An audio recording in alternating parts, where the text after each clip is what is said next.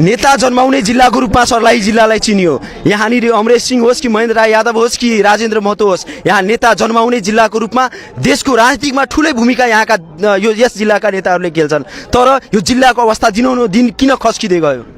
अब त्यो त प्रतिनिधि नै त्यस्तो आएपछि तपाईँ पनि दोषी मान्नुहुन्छ कि होइन आफूलाई? यस्तो हो यो अरूलाई आरोप नै नै नै नै गोलमटोल कुरा गर्नु हुँदैन के।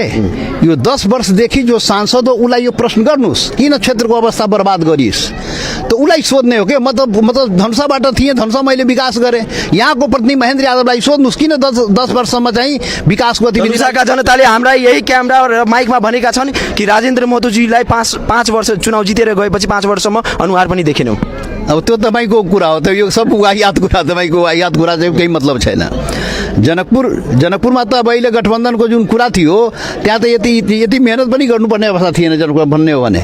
जति यहाँ म 10 वर्षपछि आएँ, आफ्नो के अरे पुराना इष्टमित्रहरू यताउता भत्का थियो घरहरू बनाउनु पऱ्यो त अलिकति मेहनत गर्नु पऱ्यो। जनकपुरमा यति पनि मेहनत गर्नु जरुरी थिएन वास्तवमा। कति मात्रै तपाईँ विजय भइहाल्नुहुन्छ तपाईँलाई के लाग्छ अनुमान? अब त्यो जनताले मतदान गर्ने हो, हेरौँ। अब त्यो त मतदान गर्छ, 4 गतेपछि गिन्ती हुन्छ, थाहा पाइहाल्नुहुन्छ। अन्यल हुनुहुन्छ?